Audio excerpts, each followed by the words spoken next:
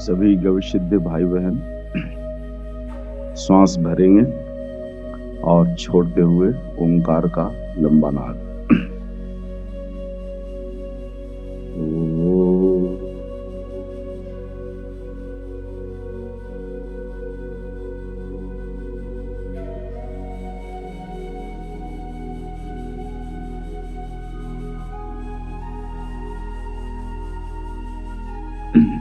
साथ में गायत्री छंद।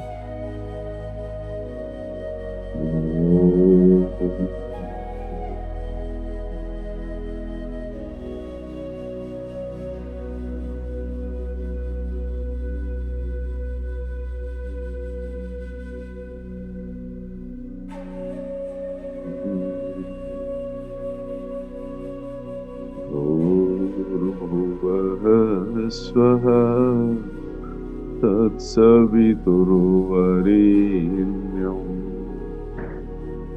भर्गो देवस्य धीमहि धियो यो नः प्रचोदयात्।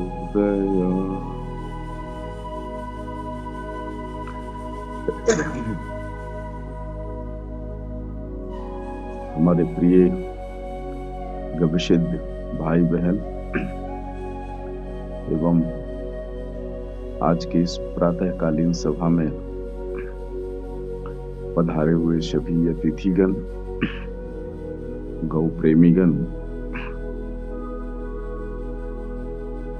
आज एक ऐसे विषय पर आपसे संवाद करने की योजना बनाई है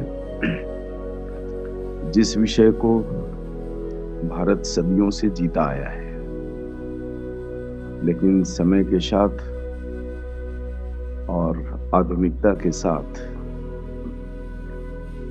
इन विषयों को अंधविश्वास की श्रेणी में रखकर या मैथोलॉजी का विषय मानकर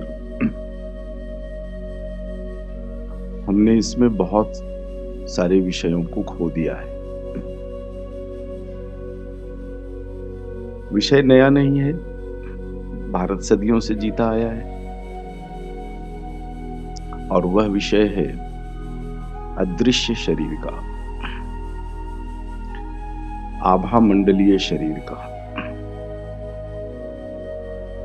अब विज्ञान की नजरें इस अदृश्य शरीर की ओर बढ़ी है, तो पिछले कई वर्षों से इस विषय पे हमारा चिंतन चल रहा था कि हमारा जो शरीर है वह जितना दिखता है उतना ही है या इसके आगे भी कुछ है। इस विषय को गहराई से समझने के लिए हमें सर्वप्रथम संपूर्ण सौर्यमंडल और सौर्यमंडल के शरीर को समझना पड़ेगा, क्योंकि हम सभी लोग, सभी जीव जगत, वनस्पति जगत, सभी सौर्यमंडल के हिस्सा हैं। सरल भाषा में हम कहते हैं कि पृथ्वी के हिस्सा हैं, लेकिन अगर और गहराई से देखें तब हम सभी सौर्यमंडल के हिस्सा हैं, क्योंकि पृथ्वी भी सौर्यमंडल का हिस्सा है। कल के संबोधन में सौर्यमंडल का निर्माण और उसका सिमट जाना, यानी तारों का टूटना, मंडल बनना और समय के साथ मंडल का सिमटकर फिर तारा बन जाना, अनंत आकाश में जो ये क्रिया चलती रहती है और इस क्रिया में जो समय है बहुत सूक्ष्म होता है। जैसे आकाश से बरसात का एक बूंद जिसकी आयु अल्प होती है, यदि पूरे ब्रह्मांड पर दृष्टि डाली जाए और इसके विस्तार पर डाला जाए तो मंडलों का बनना और सिमटना उस विस्तार के दृष्टिकोण से बहुत ही सूक्ष्म होता है। इसलिए हमारे मनीषियों ने अपनी दिव्य दृष्टि से जो कुछ भी देखा, कहा, जो सृष्टि सौरमंडल के भिन्न भिन्न ग्रहों पर रही है, ये भी अल्पायु ही। तो यहां से निर्माण से विषय को लेकर के चलेंगे और फिर अपने शरीर को समझने की कोशिश करेंगे।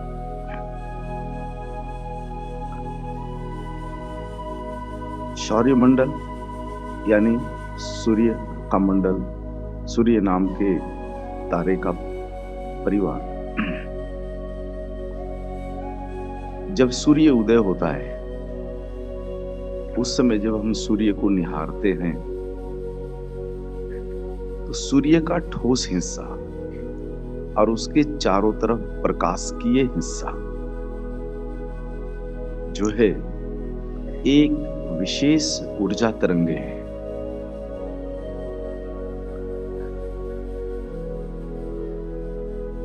सूर्य के इस विशेष ऊर्जा तरंगों को ग्रहण के समय में भी देखा जा सकता है। ग्रहण के समय हम देखते हैं कि सूर्य के चारों तरफ एक सफेद या स्वर्णिम जो रिंग दिखता है, वह उसका आभा मंडल है, यानी अदृश्य शरीर।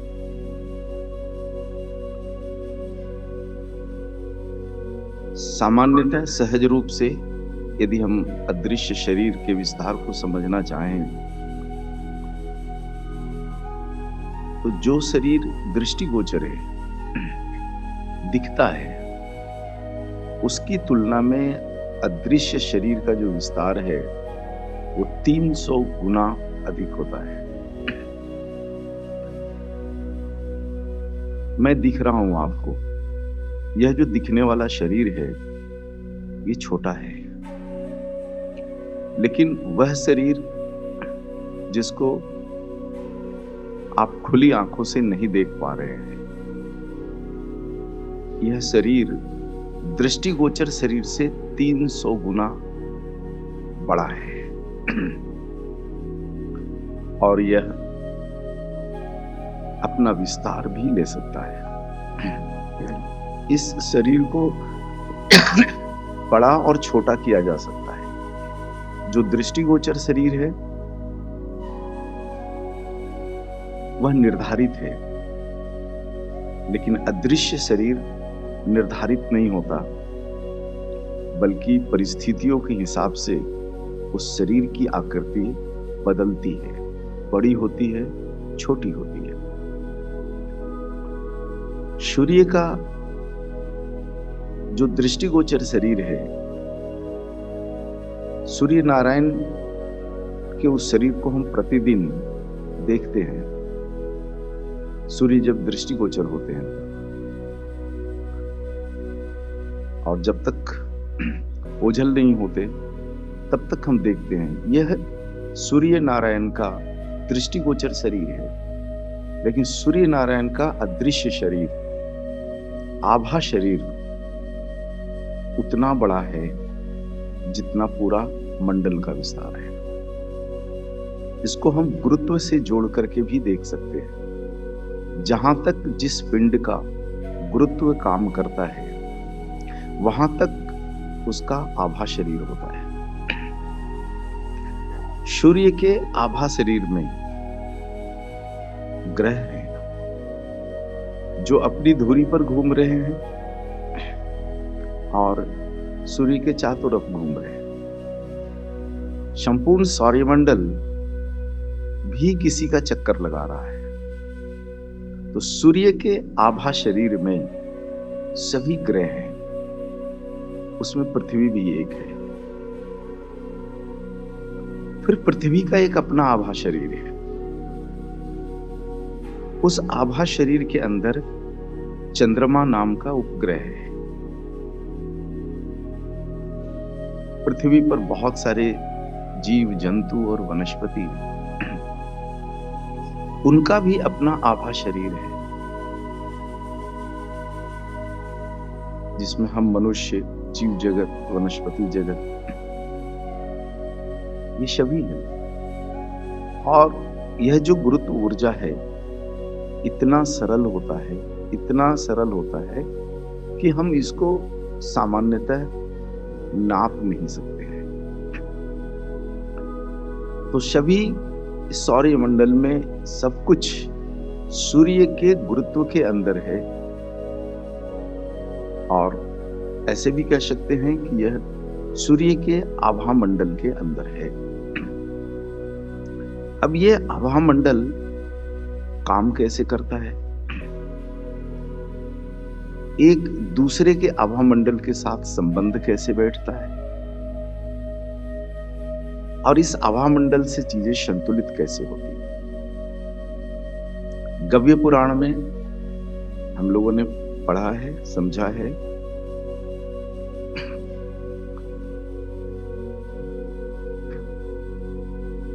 कि हमारा जो शरीर है, दृष्टिगोचर शरीर, इसमें क्या दिखता है? भूमि तत्व, जल तत्व, अग्नि तत्व, वायु तत्व, आकाश तत्व नहीं दिखता। तो यह जो भौतिक शरीर है,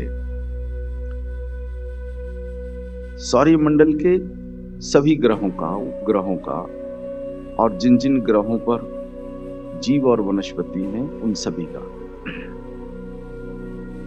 तो इस भौतिक शरीर में गति देने के लिए सूर्य के पास 3 ऊर्जाएं हैं, और यही ऊर्जा सूर्य के आभामंडल में या गुरुत्व में जितने भी ग्रह हैं, उपग्रह हैं, जीव जगत, वनस्पति जगत हैं, सभी को सूर्य नारायण प्रदान करते हैं, और वह है शिव ऊर्जा, विष्णु ऊर्जा और ब्रह्म ऊर्जा। गव्य पुराण में इसको विस्तार से हमने समझा है। शिव ऊर्जा का कार्य है सुरक्षा देना। हमारे शरीर के चारों तरफ जो शिव ऊर्जा की तरंगे जो घूम रही है, उनके कारण जो आभामंडल तैयार हो रहा है, यह इस शरीर को सुरक्षा प्रदान करने वाला है। यानी अदृश्य शरीर का संतुलन शिव ऊर्जा के पास है। वहीं जो दृष्टिगोचर शरीर है, भूमि, जल, अग्नि और वायु का जो शरीर है, इस शरीर का संचालन या इसकी सुरक्षा, आंतरिक सुरक्षा निर्भर है विष्णु ऊर्जा के ऊपर। और इस शरीर में जो सोच उत्पन्न होता है, मन में जो विचार उत्पन्न होता है, इसका नियंत्रण है ब्रह्म ऊर्जा के पास। इसीलिए गव्य पुराण में जब हम संपूर्ण शरीर को समझने की कोशिश करते हैं, तब हमें शरीर के 8 अंगों पर विचार करना पड़ता है। 5 भौतिक और 3 अदृश्य यानी ऊर्जा। इन 8 के मेल मिलाप से और उनकी व्यवस्था से शरीर में आभामंडल तैयार होता है, या शरीर के गुरुत्व का विस्तार तैयार होता है।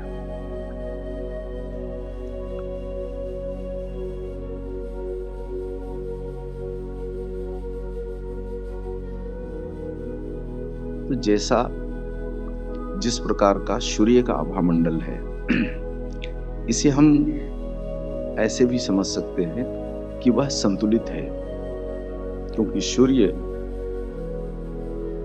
का ही संपूर्ण मंडल है। सूर्य के आभामंडल का जो आचरण है, इसको हम एक प्रामाणिक और संतुलित आभा मंडल जैसा विचार कर सकते हैं। और इसके विपरीत जो कुछ भी है, इसे हम विकार के रूप में समझ सकते हैं कि वह विकार है। तो सूर्य का आभा मंडल कैसा है? स्वर्णिम, सफेद, और उसका विस्तार वहां तक है जहां दो अदृश्य ग्रह राहु और केतु हैं।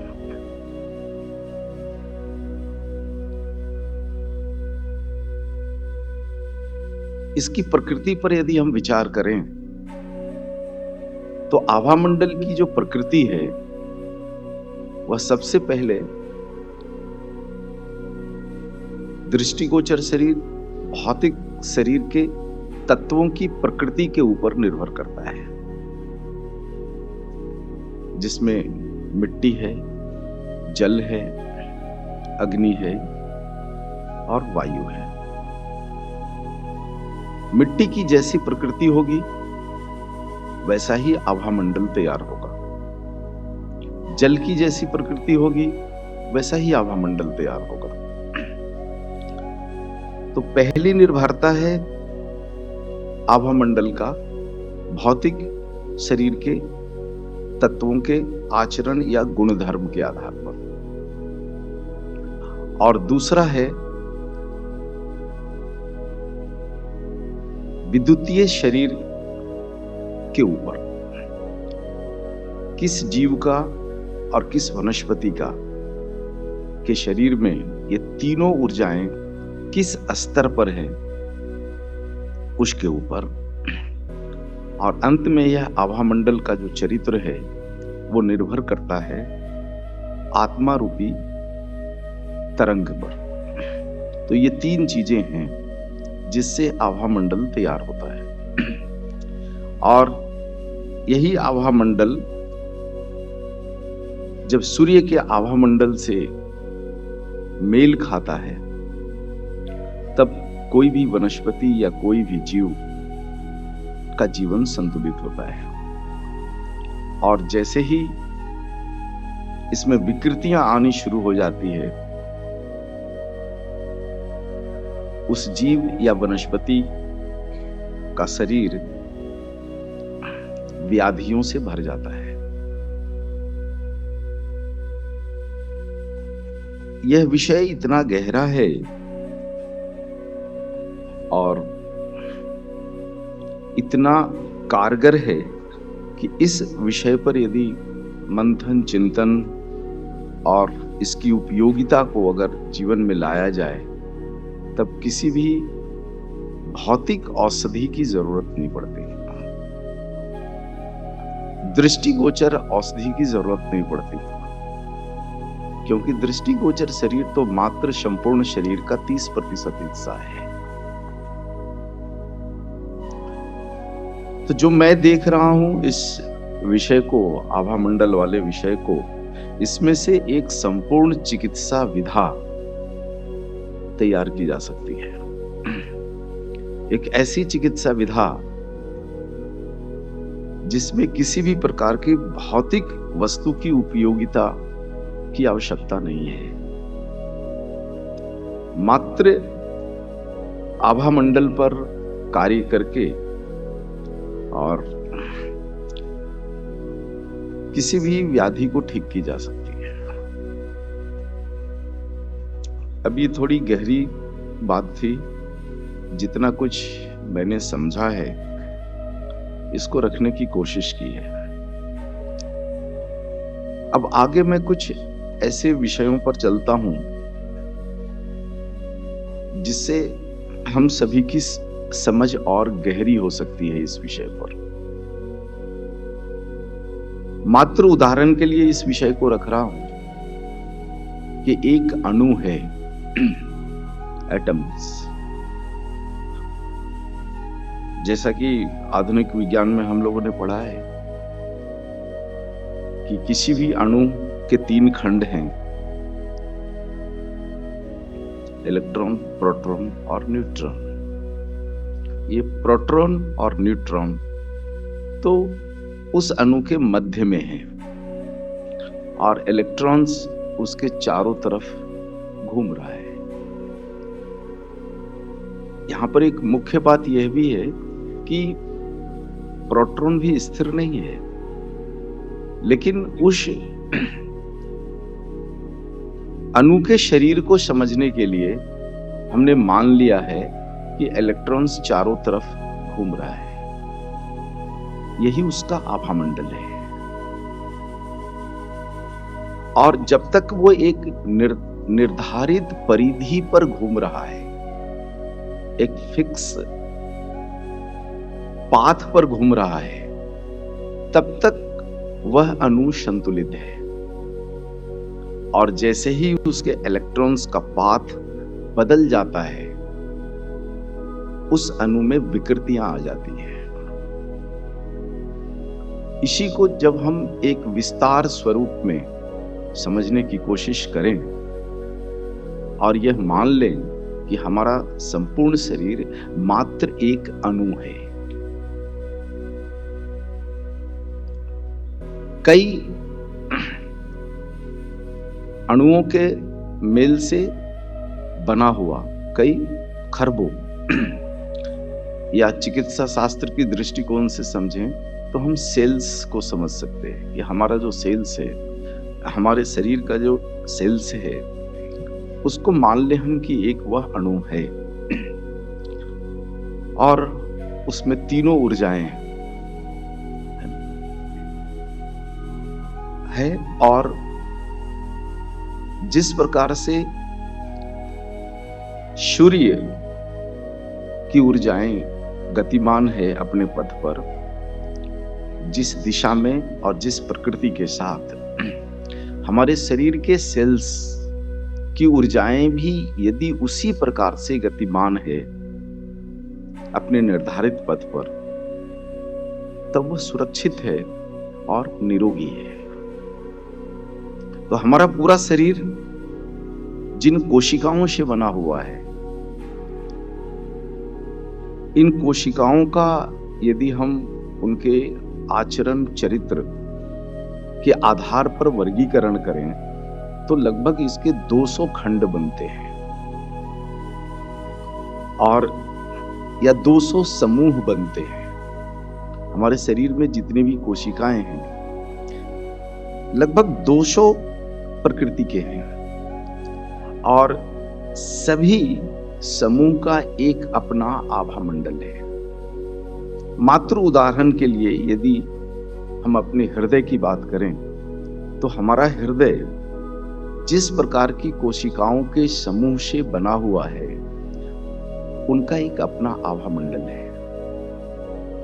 मात्र हृदय की बात कर रहा हूं तो उनका एक हृदय का एक अपना आभामंडल है, संपूर्ण शरीर का नहीं, मात्र हृदय का। इसी प्रकार से हमारे शरीर में गुर्दा है। गुर्दा एक विशेष प्रकार की कोशिकाओं के समूह से बना हुआ है और उनका एक अपना आभामंडल है। इसी प्रकार हमारे शरीर में जितने भी अंग हैं और जितने भी उपांग हैं, जिनको आपने पढ़ा है, जाना है, समझा है, उनका एक अपना आभामंडल है। तो हमारा जो शरीर है लगभग 200 प्रकार की कोशिकाओं के समूह से बना हुआ है।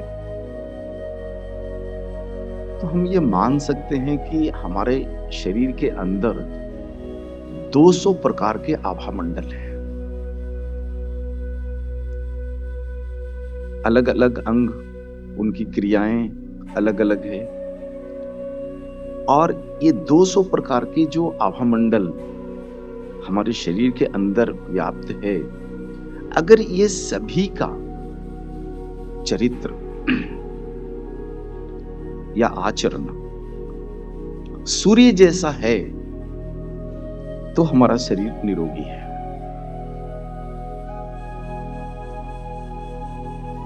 मात्र समझने के लिए मैं एक उदाहरण यहां पर रख सकता हूं कि जैसे मेरे शरीर के अंदर के अंगों का आभा मंडल एक जैसा है, तो हमारे शरीर का जो आभा मंडल जो तैयार होगा, वह आभा मंडल कैसा होगा?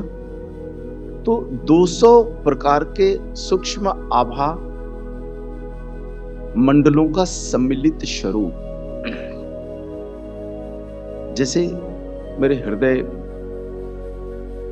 मात्र हृदय का जो आभा मंडल है और उसके चारों तरफ जो ऊर्जा तरंगें घूम रही है, ये क्लॉकवाइज है,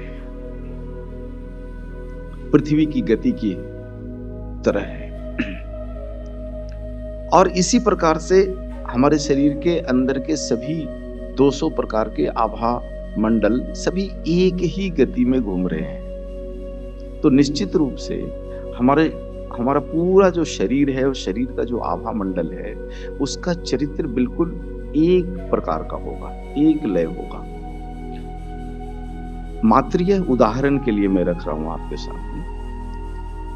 लेकिन हमारे पास 2 लोग बैठे हुए हैं और इन दोनों के शरीर के अंगों का आभा मंडल यदि एक जैसा नहीं है, अगर ये विपरीत है, तो तब क्या होगा? जैसे हमारा शरीर है और अंततः जो शरीर का आभा मंडल है, वो इस प्रकार से उसके ऊर्जा जो है, ऊर्जाओं को कण नहीं कह सकते, तरंग कह सकते। तो ये ऊर्जा तरंगे एक लय में बह रही। लेकिन मान लो, मात्र उदाहरण के लिए, ऐसा नहीं है कि हमारे बगल में बाईं तरफ जो है झांसी जी बैठी हुई हैं और इनके पास, इनके शरीर में कुछ व्याधियां हैं। तो कुछ अंगों के आभा मंडल तो क्लॉकवाइज हैं ऊर्जा तरंगे, और कुछ के एंटी क्लॉकवाइज हैं। और ये दोनों ऊर्जा तरंगे घूमते हुए, एक इधर से घूम रहा है, एक इधर से घूम रहा है, आपस में टकरा करके एक विचित्र स्थिति पैदा हो रही है। और ये मेरे बाजू में बैठी हुई है, तो क्या होगा? ये दोनों आभा तरंगे आपस में टकराएंगी। टकराने के बाद परिणाम क्या होगा कि जिसका आभा मंडल सुदृढ़ है, बलशाली है, वह दूसरे के विकृत आभा मंडल को सही कर देगा। ये देखो, मात्र उदाहरण के लिए मैं कह रहा हूं विषयों को, ताकि हम सभी की गहरी समझ इस विषय पर बन सके। आने वाले दिनों में चिकित्सा का जो कार्य हम सभी गविष्ठ कर रहे हैं, उसमें मैं बहुत बड़ी संभावना इस आभा मंडल विज्ञान को लेकर के देख रहा हूं।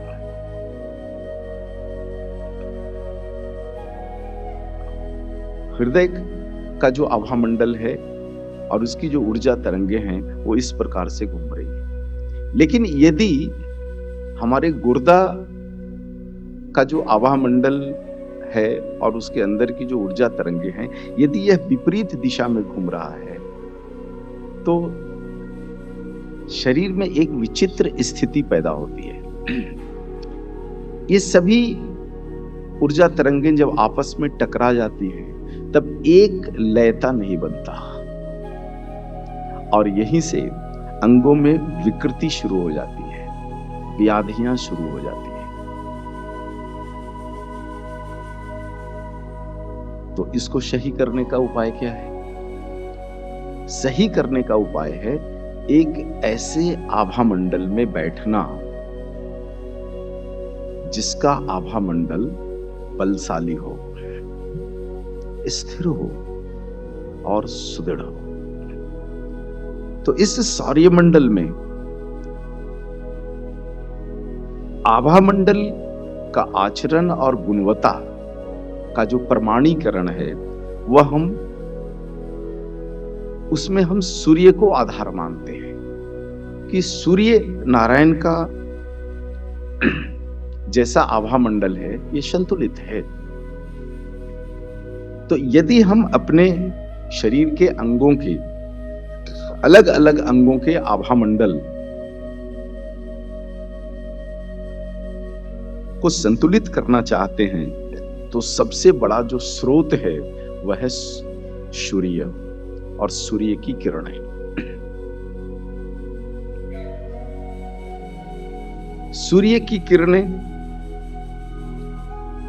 और सूर्य का किरणों से उत्पन्न आभा मंडल किसी भी जीव या वनस्पति के विकृत आभा मंडल को सही करने में सक्षम है। लेकिन यहां पर एक जो प्रश्न है कि यदि ऐसा है तो सूर्य के प्रकाश में रहने वाले और सूर्य के प्रकाश में विचरण करने वाले जीव और वनस्पतियों के शरीर में व्याधियां क्यों आती हैं? ये बड़ा प्रश्न आपके मन में उठेगा। तो यहां पर हमें सूर्य को समझना पड़ेगा और सूर्य से उत्पन्न जितने भी जीव जगत हैं, हमारी उत्पत्ति कहां से हुई है? सूर्य से हुई है। हम सूर्य के अंश हैं और सूर्य का कौन सा अंश है? ऊर्जा अंश है।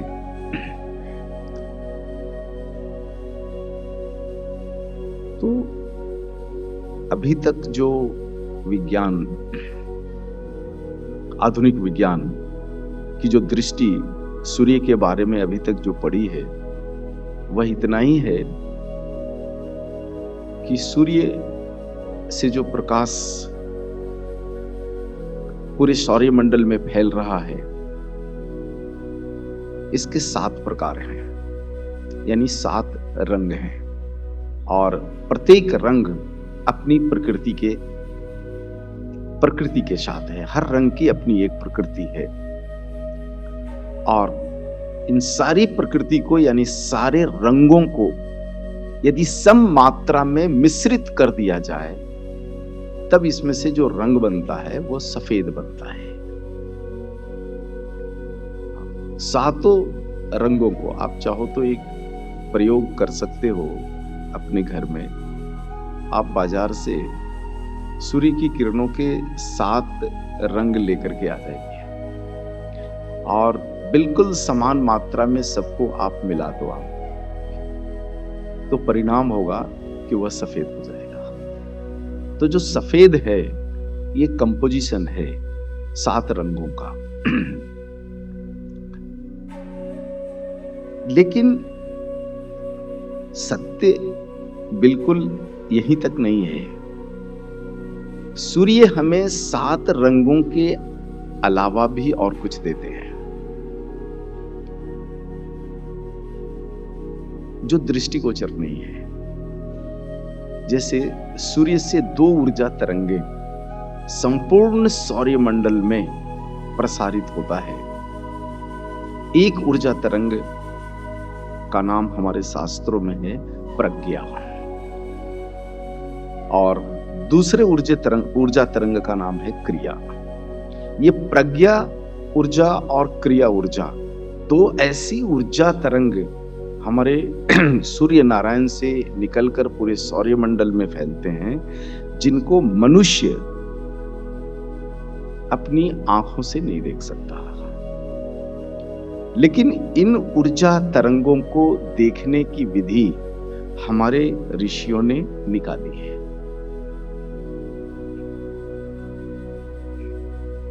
जो हमारा तृतीय नेत्र है, ऐसे तो मात्र केवल भगवान शिव के पास तृतीय नेत्र है ऐसा कहा जाता है और ऐसा हम मूर्तियों में देखते हैं कि भगवान शिव के पास एक तृतीय नेत्र है।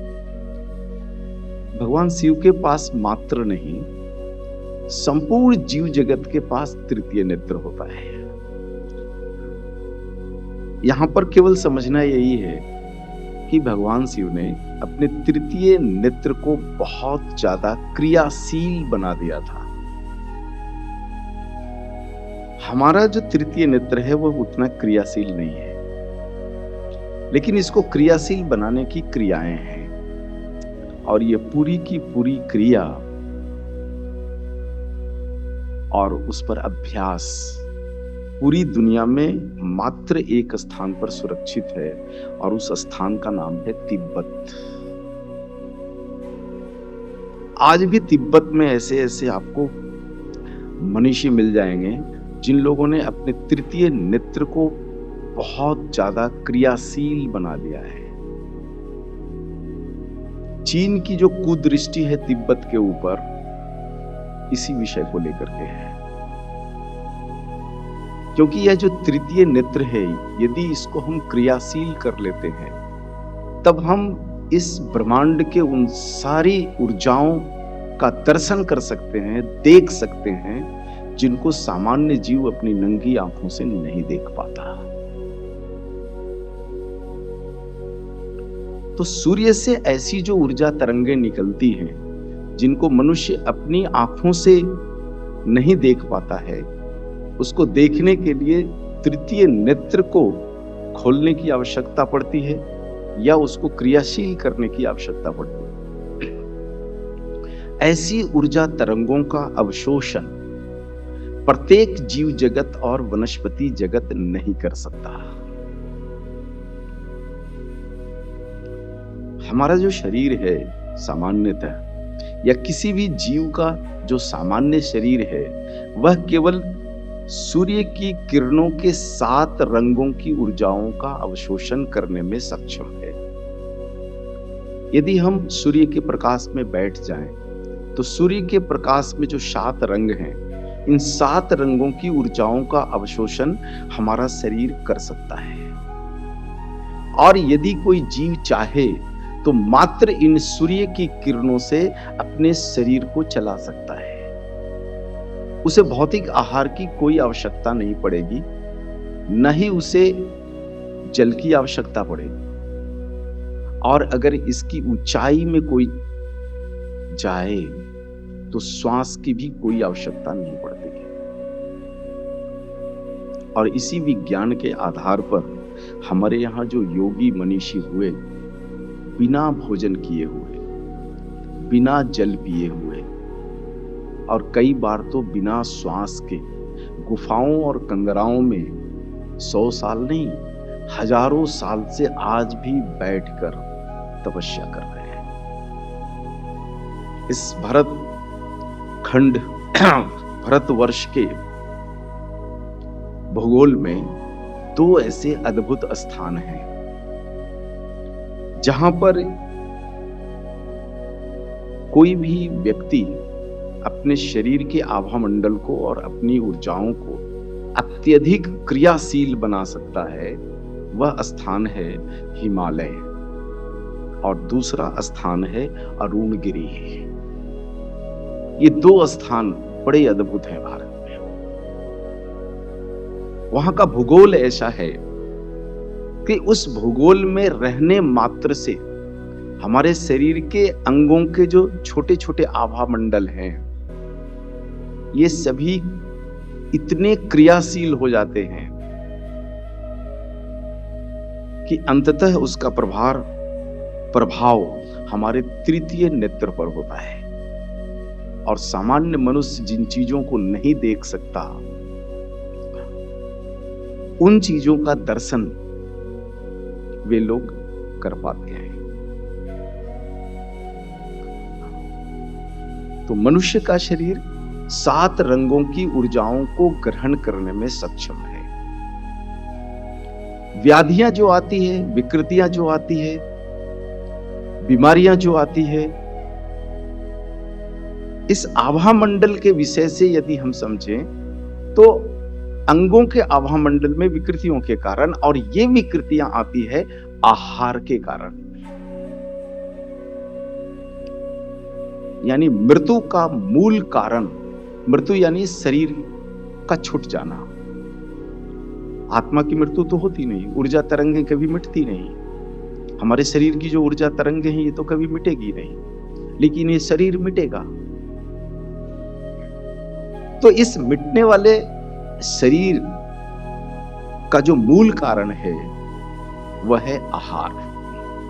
भोजन हमें मृत्यु की ओर लेकर जाता है। जल जो हम अपनी प्यास बुझाने के लिए करते हैं, मृत्यु का कारण है। और ये जो श्वास, ये भी मृत्यु का कारण है। बड़ा विचित्र लग रहा होगा आपको सुनने में, क्योंकि मॉडर्न साइंस तो कहता है कि शरीर को हष्ट पुष्ट रखने के लिए आपको पौष्टिक भोजन चाहिए, न्यूट्रिशन वाला भोजन चाहिए। और न्यूट्रिशन वाले भोजन के नाम पर पता नहीं मॉडर्न मेडिकल साइंस कितना मांसाहार करा रहा है।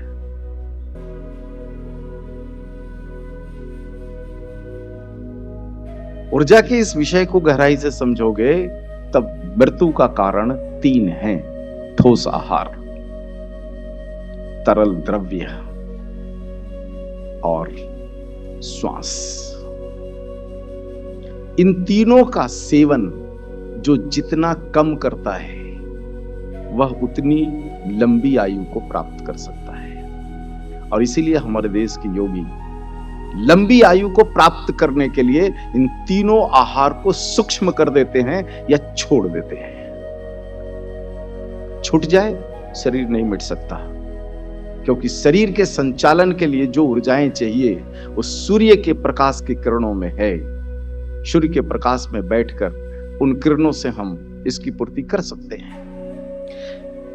यहां पर मुश्किल एक ही है कि सूर्य से निकलने वाली जो ऊर्जा तरंगे हैं, जिनको हमारे शास्त्रों ने प्रज्ञा ऊर्जा और क्रिया ऊर्जा कहा, इसकी भूमिका क्या है और इसकी आवश्यकता क्या है, और इसको कौन ग्रहण कर सकता है, किसके पास सामर्थ्य है इन ऊर्जाओं को ग्रहण करने का। तो इस पृथ्वी पर 2 ऐसे जीव हैं जिनके पास प्रज्ञा ऊर्जा और क्रिया ऊर्जा को अवशोषित करने की क्षमता है। उसमें पहली जीव है गाय और दूसरा जीव है अश्व, घोड़ा। इन दोनों जीवों के पास, इनके शरीर में कुछ ऐसा मैकेनिज्म है कि सूर्य से निकलने वाली जो अदृश्य ऊर्जाएं हैं, इन ऊर्जाओं को वो अवशोषित कर सकते हैं और अवशोषित करके और अपने शरीर से बाहर भी निकाल सकते हैं। जैसे मात्र समझने के लिए मैं यहां पर एक उदाहरण रखता हूं कि हम लोग मोबाइल का उपयोग करते हैं और लंबे समय तक मोबाइल का उपयोग करना है तो हमको पावर बैंक रखना पड़ता है ना। डिस्चार्ज हो गया और प्लग नहीं मिला तो पावर बैंक में लगा के काम चला लेते हैं। हमारी गैया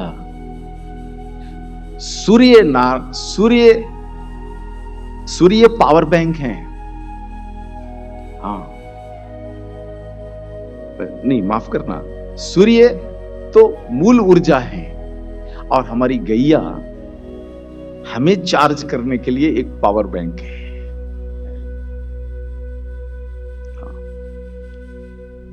हम जिन ऊर्जाओं को सीधे नहीं ले सकते, हमारी गाय और हमारा अश्व, घोड़ा, इन दोनों ऊर्जाओं को अवशोषण कर लेता है, क्रिया ऊर्जा और प्रज्ञा ऊर्जा। किसके पास कितनी क्षमता है, ये अभी शोध का विषय है। लेकिन जहां तक मैंने साधना के आधार पर जिन चीजों को महसूस किया है कि हमारी गाय सूर्य से निकलने वाली प्रज्ञा ऊर्जा के 80% अंशों को अवशोषित कर सकती है, लेकिन यहीं पर अश्व मात्र 20% ऐसी ऊर्जाओं का अवशोषण करने में सक्षम है। लेकिन जब क्रिया ऊर्जा की बात करते हैं तो क्रिया ऊर्जा के अवशोषण का गुण अश्व के पास अधिक है और गाय के पास कम है। और मुझे लगता है कि यही एक बड़ा कारण रहा होगा कि हमारे देश में जितने भी राजा हुए, राजघराने हुए और जितने भी गुरुकुल हुए, ऋषियों का जितना भी कुल हुआ, उसमें कुछ रहे ना रहे, ज्ञान के लिए लाइब्रेरी हो ना हो, कोई जरूरी नहीं है, लेकिन सभी स्थानों पर गौशाला और अश्वशालाएं रही है। आप त्रेता कालखंड से राजा दशरथ जी का जो राजतंत्र था वहां से लेकर और द्वापर तक का इतिहास टटोल कर देख लो। जितने भी ऐसे मनीषी हुए हैं, गुरुकुल हुए हैं, राजघराने हुए हैं, सभी के पास ये दो समृद्धि हुआ करती थी और यही उनकी समृद्धि का पैरामीटर भी था, अश्वशाला और गौशाला। कारण गायें ही है जो सूर्य की प्रज्ञा ऊर्जा का अवशोषण करके और हमें दे सकती है, और अश्व ही हैं, घोड़े ही हैं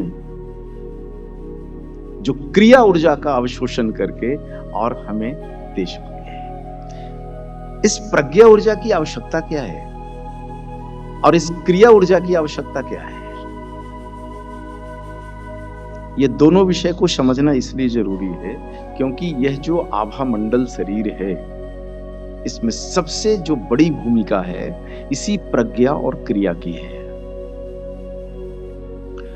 प्रज्ञा को समझने के लिए हम चेतना और संवेदना शब्द का उपयोग कर सकते हैं। किसी भी जीव या वनस्पति के पास जो चेतना है, जो संवेदना है,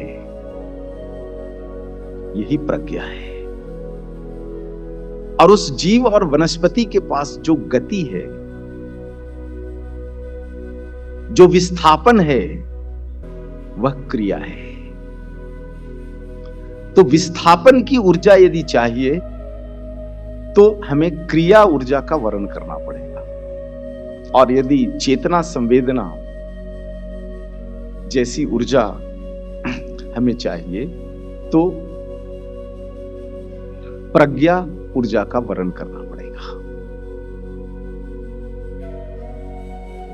तो क्रिया और प्रज्ञा, इसके अलावा जो मुझे अनुभूति होती है जब कभी मैं ध्यान में बैठता हूं सौर्यमंडल के विषय को लेकर, तब जो मेरी अनुभूति होती है सत्य भी हो सकता है, नहीं भी हो सकता है, मैं निर्धारित रूप से नहीं कह सकता, लेकिन मैं महसूस करता हूं कि सौर्यमंडल में 3 और ऊर्जाएं हैं, क्रिया और प्रज्ञा की तरह 3 और ऊर्जाएं हैं। मेरी कोशिश है शास्त्रों में ढूंढने की, लेकिन अभी तक ढूंढ नहीं पाया। इसलिए इस आभा मंडल वाले विषय पर मात्र क्रिया और प्रज्ञा पर बात करूंगा आपसे, लेकिन इसमें खोज की बहुत संभावनाएं हैं। तो किसी भी जीव या किसी भी वनस्पति या किसी भी कण, इस सृष्टि में कुछ भी निर्जीव नहीं है, सब कुछ सजीव है। तो किसी भी कण का जो अदृश्य शरीर है, आभा मंडलीय शरीर है, इसका निर्माण कैसे होता है? अब इस विषय पर चलते हैं, क्योंकि निर्माण को समझ लेंगे तब इसमें विकृतियां समझ में आ जाएंगी। निर्माण को समझ लेंगे तभी इसमें से निवारण हम निकाल सकते हैं। तो इसका निर्माण कैसे होता है? तो निर्माण में सबसे पहली भूमिका होती है उन भौतिक तत्वों का, जिन भौतिक तत्वों के संयोग से, मिश्रण से उस अणु का या उस शरीर का निर्माण हुआ है। जैसे मैं यदि अपने स्वयं के ऊपर ही बात करूं तो हमारे शरीर के अंदर जो 22% भूमि तत्व है, मिट्टी तत्व है, इस मिट्टी तत्व के आधार पर ही मेरे शरीर का आभा मंडल बनेगा। तो हमारे शरीर की मिट्टी कैसी है? यदि मैं प्राकृतिक वस्तुओं को आहार के रूप में ले रहा हूं, तो हमारे शरीर के अंदर का मिट्टी तत्व शुद्ध होगा, शुद्धता की ओर होगा। लेकिन यदि हमारा भौतिक आहार, ठोस आहार यदि प्राकृतिक नहीं है, तो हमारे शरीर के अंदर के भूमि तत्व विकृत होंगे और उससे विकृत आभामंडल बनेगा। जल रूपी जो आहार हम ग्रहण कर रहे हैं, यह जल यदि प्राकृतिक है, तो इस जल के आधार पर बनने वाला आभामंडल प्राकृतिक होगा। और जो श्वास हम ले रहे हैं, यह यदि प्रकृति का प्राकृतिक वायु है, तो इस वायु के आधार पर जो आभामंडल हमारे शरीर का बनेगा वह भी प्राकृतिक होगा। इसीलिए हमारे पूर्वज मनीषियों ने जीवन में जीवन को सात्विक रखना सबसे महत्वपूर्ण विषय बताया कि आहार आपका सात्विक होना चाहिए। तभी हमारे शरीर का आभामंडल सात्विक यानी एक लय में घूमने वाला होगा।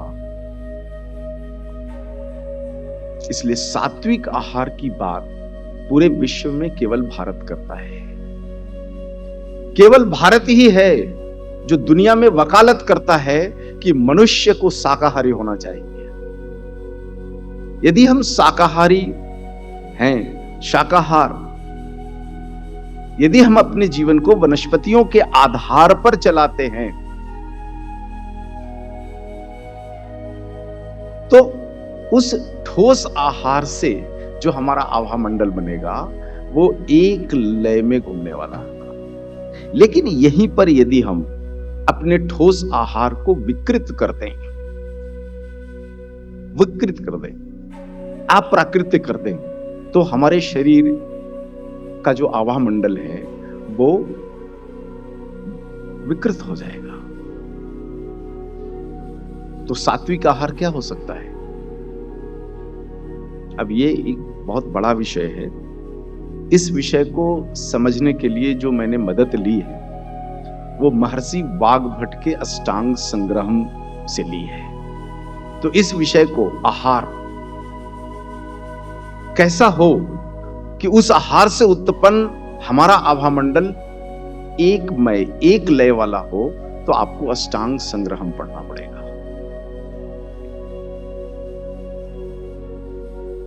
सामान्य व्यक्ति के लिए जो समझ बने, उसके लिए एक उदाहरण मैं रख सकता हूं। कभी आपको मौका मिले तो आप झारखंड, छत्तीसगढ़, उड़ीसा के उन गांवों में जाइए जहां अभी तक सड़कें नहीं बनी है, जहां अभी तक मोबाइल नहीं आया है। हैं अभी ऐसे गांव जहां पर आज भी बिजली नहीं है। इन गांवों में जाइए और वहां के निवासियों की दिनचर्या और आहार को देखिए। उनके घर में आहार की वस्तुएं संग्रह नहीं की जाती आज भी। दिन भर गांव के लोग जंगलों में जाते हैं, काम करते हैं और शाम में आते समय अपना आहार लेकर आते हैं, उसको बनाते हैं, खाते हैं और फिर अगले दिन प्रातः अपने काम के लिए जंगल में निकल जाते हैं। यह है सात्विक आहार, संपूर्ण सात्विक आहार। आज भी भारत के वनवासी जिनको आधुनिक सुविधाएं नहीं मिली है, 100% शुद्ध सात्विक आहार में जीते हैं। उनके शरीर के आभामंडल, उनके शरीर का आभामंडल इतना सुदृढ़ होता है, उनके पास बैठ जाओ आपका चित्त प्रसन्न हो जाता है। मस्तिष्क के बल बलशाली हो जाते हैं। चिकित्सा शास्त्र की भाषा में मैं बात करूं तो डिप्रेशन या माइग्रेन जैसी बीमारियां यदि है तो इन वनवासियों के पास जाकर बैठ कर देखो, आपको पता चल जाएगा कि आभा मंडल की क्या भूमिका है हमारे जीवन में। दूसरा विषय है तरल आहार का, जल। हमारे पूर्वज कौन से जल पीते थे? बहती हुई नदियों का जल। संग्रहित जल कभी नहीं पीते थे। आज भी योगियों को देख लो आप, कभी भी संग्रहित जल नहीं पीते, बोतल का पानी नहीं पीते। ये बोतल का पानी जो आप 24 घंटा अपने बैग में लेकर के घूमते हो ना, ये आपके शरीर के तरलीय पदार्थों से उत्पन्न आभामंडल को पूरी तरह से विकृत कर देता है। और चिकित्सा शास्त्र की भाषा में बात करो तो आज जो इतनी बीमारियां हो रही है उसके मूल में ये बोतल बंद पानी है। हमारे यहां कहावत भी है इसमें, रमता जोगी बहता पानी कभी अपवित्र नहीं होता। जो योगी जीवन भर विचरण करता है वह पवित्र है, और जिसने मठ बना लिया और मठ पर आसीन होकर मठाधीश बन गए, उनकी पवित्रता पर कभी भी प्रश्न चिन्ह लग सकता है। इसलिए योगी यदि है वो तो रमता ही है और पानी बहता ही है। जो पानी स्थिर हो गया वह अपनी प्रकृति से विकृत हो गया, और जो पानी नदियों में बह रहा है वो शुद्ध है। कभी आप जाओ गंगा के तीर पर, कभी जाइए बनारस, काशी, गंगा, मृत शरीर बहा दिए जाते हैं। पता नहीं कितने शहरों का मलमूत्र उसमें सम्मिलित होता है, फिर भी हम उस जल को ग्रहण कर लेते हैं, क्योंकि बहता हुआ जल कभी अपवित्र नहीं होता। इसलिए आप देखोगे हमारे भारत के पूर्वजों के पास इतना ऊंचा ज्ञान था कि उन्होंने जितने शहर बसाए, सारे शहर नदियों के किनारे बसाए। भाग्यनगर कहां बसा? मूसी नदी के किनारे बसा। आज मूसी नदी नहीं, मूसी नाला बन गया है। तो देखो भाग्यनगर के लोगों का भाग्य कितना नहीं बोलना चाहिए।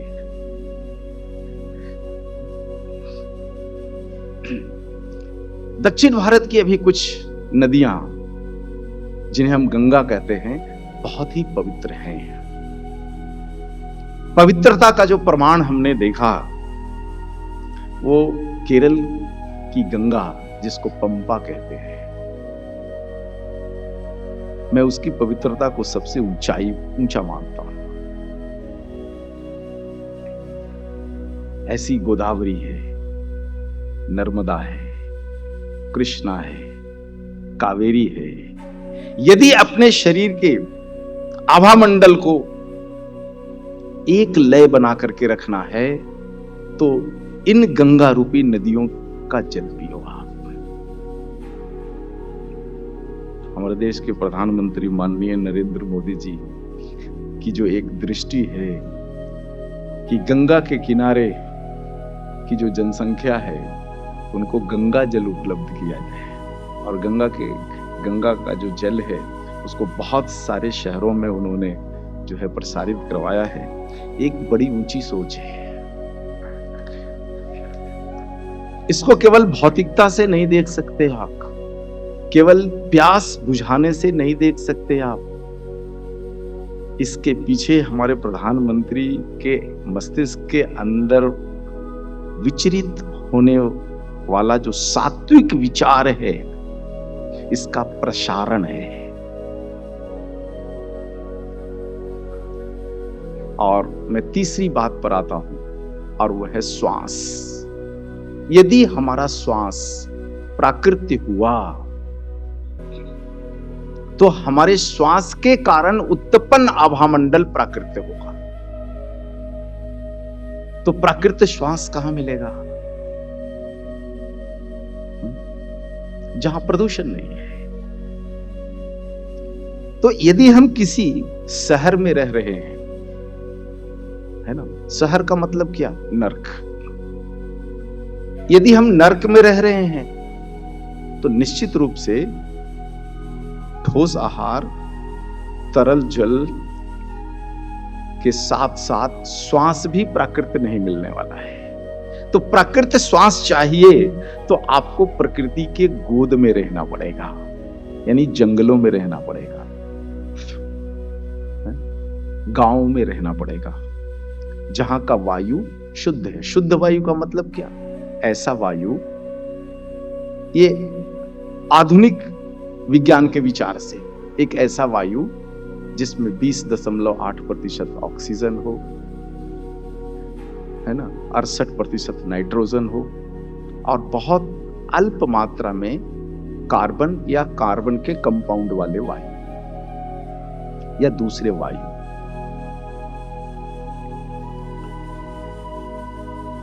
हम अपने वेदों की भाषा में यदि इसको समझने की कोशिश करें तो प्राण को संचालित करने वाला वायु जहां है, वहां यदि हम रहते हैं और प्राण वायु ग्रहण करते हैं तो हमारे शरीर का आभामंडल बिल्कुल सूर्य के आभामंडल की तरह रहेगा और कोई भी बीमारियां नहीं होगी। तो विषय तो समझ में आ गया कि ये 3 कारण हैं हमारे शरीर के आभामंडल को बिगड़ने का। ठोस आहार जो अप्राकृतिक है, जल जो संग्रहित है, और वायु जो प्राण वायु नहीं है। लेकिन क्या संभव है कि भारत की पूरी जनसंख्या शहर को छोड़कर जंगल में चल जाए? बिल्कुल नहीं है, और किसी युग में ऐसा हुआ नहीं।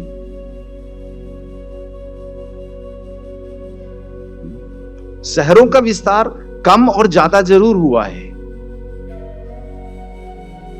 लेकिन धरती पर कभी नर्क खत्म नहीं हुआ। नर्क चंद्रमा पर नहीं है, मंगल पर भी नहीं है, और राहु और केतु पर भी नहीं है। नर्क तो इसी धरती पर है। धरती का वह भूभाग, भूखंड जहां पर शुद्ध आहार ना मिले, पीने के लिए शुद्ध तरल जल ना मिले और श्वास के लिए प्राण वायु ना मिले, उसी स्थान को नर्क कहते हैं। आप तय कर लो कि आप कहां रह रहे हैं। और विशेषकर मैं युवा पीढ़ियों से कहना चाहूंगा कि हमारी जो ये शिक्षा है, ये हमें नर्क में जाने का अज्ञान दे रहा है, क्योंकि जो बच्चा जितना पढ़ गया उतना बड़ा नर्क में भागने की कोशिश कर रहा है। थोड़ा सा पढ़ा है तो गांव छोड़ करके शहर रूपी नर्क में जा रहा है। थोड़ा ज्यादा पढ़ लिया तो भारत का सबसे बड़ा नर्क दिल्ली जाने की कोशिश कर रहा है, और ज्यादा पढ़ लिया तो विश्व का सबसे बड़ा नर्क अमेरिका, वहां जाने की कोशिश कर रहा है। तो थोड़ा मैं कहता हूं अपने बच्चों को थोड़ा समझाओ कि स्वर्ग और नर्क मृत्यु के बाद नहीं मिलता, इसी जन्म में मिलता है। और इसी से हमारा आभामंडलीय शरीर तैयार होता है।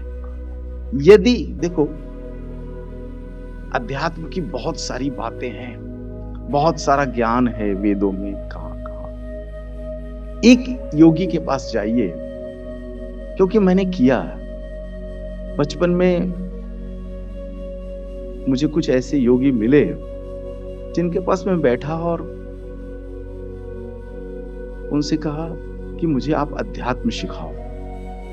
उस योगी ने कहा, इस शब्द को मैं पहली बार सुन रहा हूं, मुझे नहीं मालूम, आप कोई स्कूल में जाओ शायद वहां आपको सीखने को मिल जाए।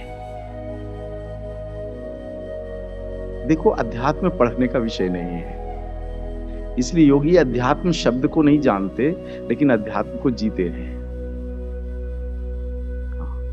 जीना अलग है और पढ़ना अलग है। पढ़ते हुए विषय को जान सकते हैं, लेकिन भोग नहीं सकते। भोगना है तो जीना पड़ता है। तो कोई भी योगी जिसको अध्यात्म शब्द मालूम नहीं, कितने वेद होते हैं मालूम नहीं, कितने पुराण होते हैं मालूम नहीं, कुछ भी पता नहीं, लेकिन उसके जीवन में एक बात है कि उसका आहार सात्विक है। वह अपनी प्यास बहते हुए नदियों के जल से बुझाता है और कभी भी नरक में रहने की कल्पना तक नहीं करता। वो कभी शहर आने की सोच नहीं बनाता। ऐसे मनुष्यों, योगियों का आभा मंडल कुछ भी किताबी ज्ञान, ग्रंथीय ज्ञान नहीं होते हुए भी इतना स्ट्रांग होता है, सूर्य की भांति, कि उनके आभा मंडल में बैठ जाओ तो आपके आभा मंडल की जो विकृतियां हैं, जो विपरीत दिशा में घूमने वाले जो ऊर्जा कण हैं, सभी एक लय हो जाते हैं, एक मय हो जाते हैं। क्योंकि ये जो, इसको समझने के लिए अगर हम इलेक्ट्रॉन्स से समझें कि यह भी एक फ्लो ऑफ इलेक्ट्रॉन्स यदि है, हमारे शरीर के 200 प्रकार की कोशिकाओं से उत्पन्न 200 प्रकार के जो फ्लो ऑफ इलेक्ट्रॉन्स हैं, एक इधर घूम रहा है, हमारे हृदय उदाहरण के लिए कर रहा हूं कि हृदय का आभा मंडल के इलेक्ट्रॉन्स अगर ऐसे घूम रहे हैं, गुर्दा वाला ऐसे घूम रहा है ना, लंग्स वाला अलग तरीके से घूम रहा है, आंख वाला अलग तरीके से घूम रहा है, कान वाला अलग तरीके से घूम रहा है, तो निचोड़ क्या निकलने वाला है? विकृतियां। लेकिन यदि मैं किसी ऐसे व्यक्तित्व के पास बैठ जाऊं जिनके शरीर के प्रत्येक कोशिका समूह के आभा मंडल की ऊर्जा एक तरफ से घूमने वाली है और वह मजबूत है, बलशाली है, सुदृढ़ है, तो हमारी विकृत आभा मंडल को सुधार सकता है। गाय की उपयोगिता यहीं पर है। अब मैं गाय के विषय पर आता हूं। गाय की उपयोगिता यहीं पर है। गाय के बारे में हमारे शास्त्र क्या कहते हैं? शौर्भैभ्य एवच। ये गाय कुछ और नहीं, सूर्य है। जिस सूर्य नारायण के समीप हम जा नहीं सकते, वही सूर्य नारायण गाय रूपी शरीर में हमारे सामने है। और अद्भुत तो ये है कि उनका यदि आहार भी विकृत हो जाए, तब उनके शरीर का आभामंडल विकृत नहीं होता। क्यों नहीं होता? क्योंकि वह प्रज्ञा ऊर्जा की शोषक है, जो इस धरती पर किसी भी जीव के पास नहीं है। सतत प्रजा ऊर्जा के शोषण के कारण यदि उनका भोजन विकृत भी हो जाए, तब उनका आभा मंडल कभी विकृत नहीं होता। तो आप गाय के आभा मंडल में बैठ जाओ, सारी बीमारियां क्षय हो जाती है।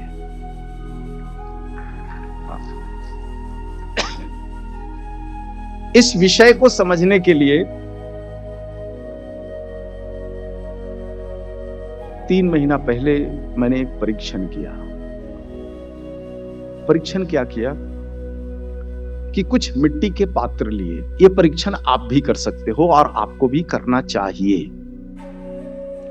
मिट्टी के पात्र लिया, उसमें बिल्कुल एक ही प्रकार का मिट्टी डाला और एक ही प्रकार के जौ के बीज लिए और एक ही प्रकार का जौ का बीज उसमें डाला। थोड़ी नमी डाली और एक पात्र को गाय के बिल्कुल नजदीक आभा मंडल में रखा, दूसरे पात्र को 100 फीट की दूरी पर रखा, तीसरे को 300 फीट की दूरी पर, चौथे को 400 फीट की दूरी पर, पांचवें को 500 फीट की दूरी पर रखा और प्रतिदिन निर्धारित मात्रा में सभी में जल दिया और सूर्य का प्रकाश बिल्कुल सभी पात्रों में बराबर पड़े ऐसे स्थान का चयन किया और उसमें से जब जौ अंकुरित हुआ तो सभी पात्र के जौ जो अंकुरित होकर के पौधे बने, इसमें बहुत अंतर हमने देखा। कुछ पात्र को ऐसे स्थान पर रखा जहां की गायें बिल्कुल प्रसन्न रहती थी, यानी गाय का वह समूह जहां पर गाय के बछड़े भरपेट दूध पीते हैं। भरपेट दूध पीने के बाद जो अधिक दूध है केवल उसको निकाला गया। कुछ पात्रों का चयन ऐसे स्थान पर किया जहां की गायें अत्यधिक प्रसन्न नहीं थी, तो इसमें जौ के बीज का जो ग्रोथ है और उस पौधे की जो परिपक्वता है, इसमें बहुत अंतर पाया हमने। यह देखो बिल्कुल छोटा सा परीक्षण है, कोई बहुत बड़ी लेबोरेटरी नहीं लगती, कोई बहुत बड़ा मैकेनिज्म नहीं लगता। आप जाइए घर और वहां ऐसे परीक्षण करके देखो। प्रसन्न चित्त गाय के आभा मंडल में जब जौ का पौधा अंकुरित होकर के अपना सबसे बड़ा विस्तार कर सकता है, तो एक अनुमान लगा सकते हो कि कोई भी माता अपना गर्भधारण यदि गाय के आभा मंडल में करे और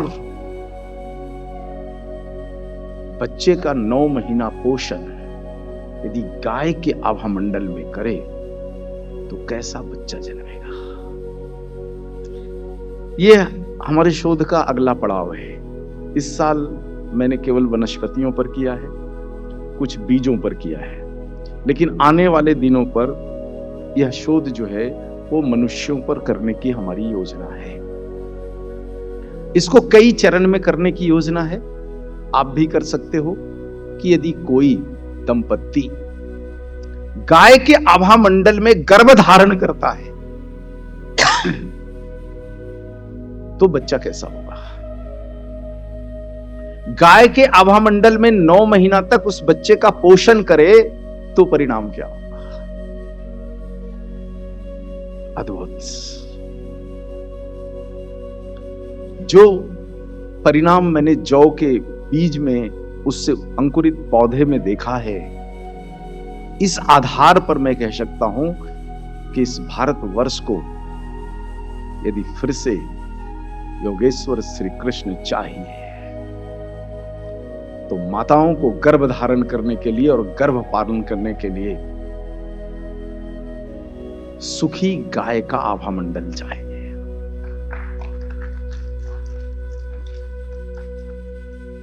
और इसी को मैं आभा मंडल से चिकित्सा का अगला पड़ाव लेकर चल रहा हूं।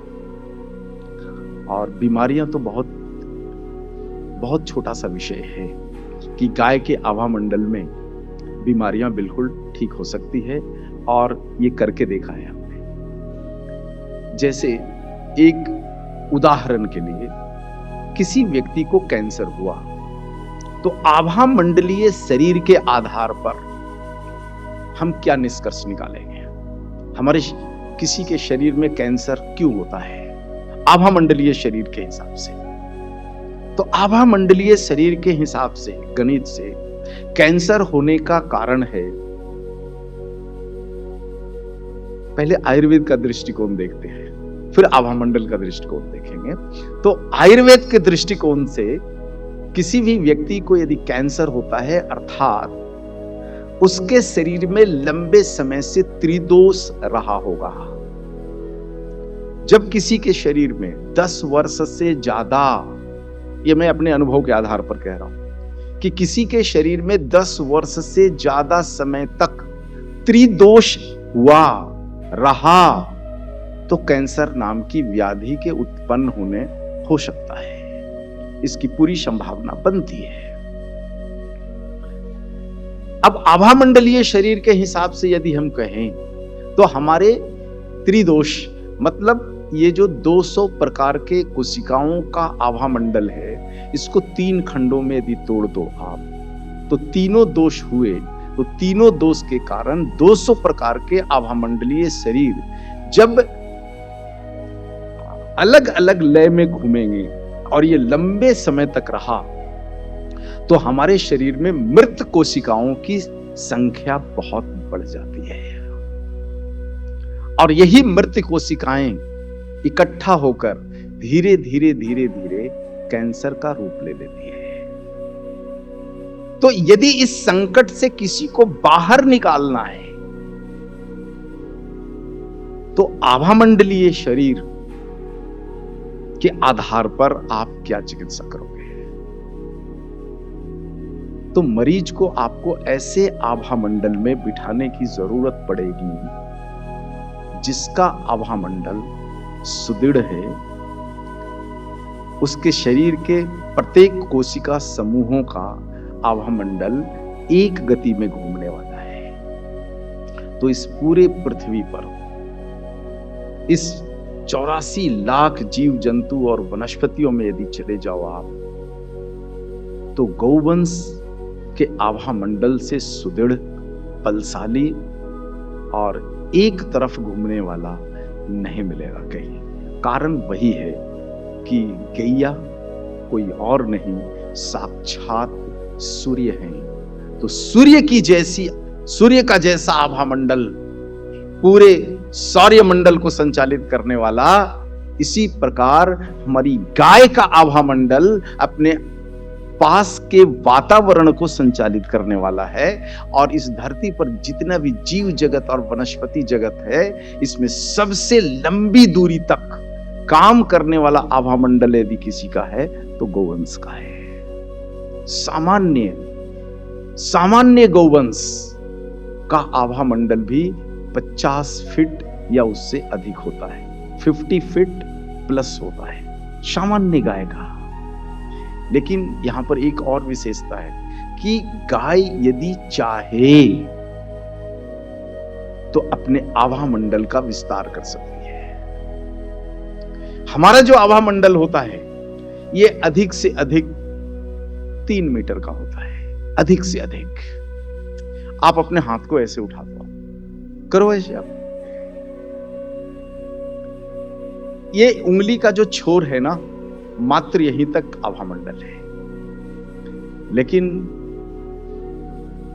कोई योगी संत जिसका जीवन सात्विक है, यानी सात्विक का मतलब सात्विक आहार लेने वाला यदि है, उसका आहार यदि सात्विक है, तब उसका आभामंडल 3 मीटर से ज्यादा भी हो सकता है और कई किलोमीटर तक हो सकता है।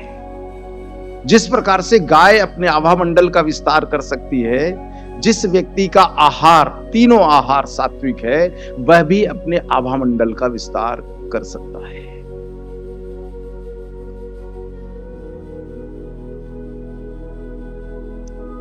एक बार मैं बेलगांव गया था। वहां पर एक बच्ची इस विषय पर अभ्यास करती है। तो बहुत सारे विषयों पर जब उससे बातचीत हुई तो उसने कहा, गुरुजी आपका मैं आभामंडल चेक कर सकती हूँ। करो। उस समय आभामंडल पर मेरा अध्ययन नहीं था। तो उस बच्ची ने जब मेरा आभामंडल, वो तृतीय नेत्र खोल सकती थी, वो बच्ची है खोलती है। वहां पर एक गुरुजी हैं जो इस विषय का ज्ञान देते हैं। और बहुत सारे बच्चे इस विषय का ज्ञान लेते हैं। काफ़ी विशेषज्ञता थी इस पर।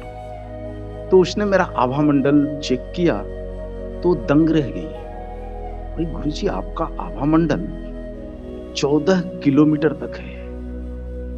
मुझे पता नहीं ऐसा कैसे हो सकता है। बोली, मैं दंग रह गई। अभी तक जितने लोगों का आभा मंडल देखा है इतना मैंने कहा ये तुमने मापा कैसे कि 14 किलोमीटर तक है।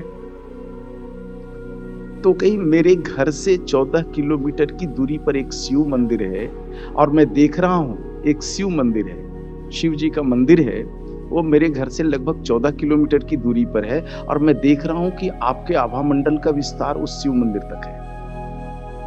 इसलिए मैंने कहा कि 14 किलोमीटर है। बड़ा मैं दंग रह गया उस दिन। और तभी से मेरे मन में विचार आया कि क्यों ना आभा मंडल पर कार्य किया जाए। इस विषय को हो गए लगभग 8 साल। तो 8 साल से इस विषय पर मैं चिंतन कर रहा था। फिर इस वर्ष मेरे मन में आया कि इस विषय को चिकित्सा शास्त्र से जोड़ देना चाहिए। तो यदि किसी को कैंसर है, किसी को डायबिटीज है या किसी भी तरह की बीमारियां हैं तो आप उसको ऐसे आभा मंडल में बैठा दो आप। लेकिन देखो ये क्या है, ये कोई एलोपैथी का एंटीबायोटिक नहीं है कि एक गोली लिया और 5 मिनट के बाद आप दर्द को भुला दिए। इसमें लंबा समय लगता है, लंबे समय तक आभा मंडल में बैठना पड़ता है क्योंकि जो ऊर्जा तरंगे हैं ये बहुत धीमी गति से अपने पथ में परिवर्तन लाती है। अचानक कुछ परिवर्तन नहीं होता है, बहुत धीमी गति से परिवर्तन होता है, लेकिन वो परिवर्तन अस्थायी होता है। हम जो भोजन करते हैं तो आप देखोगे पुराने लोग जब भोजन का थाल परोसा जाता है तब अंजलि में जल लेते हैं और जल से चारों तरफ, भोजन के चारों तरफ पानी डालते हैं। यह क्रिया क्या है? यह क्रिया भोजन के आभा मंडल को ठीक करना है। जल आपने भोजन के चारों तरफ डाल दिया, इसमें से कई चीजें निकल करके आती है ना। अभी मैं तो माला ले लिया हूं, हमारे गुरु स्वामी जी हैं जिन्होंने माला इस वर्ष मुझे दिया है। तो हम लोग 2 समय भोजन करते हैं। तो भोजन करते समय इन्होंने कहा कि ये जल आपको डालना है।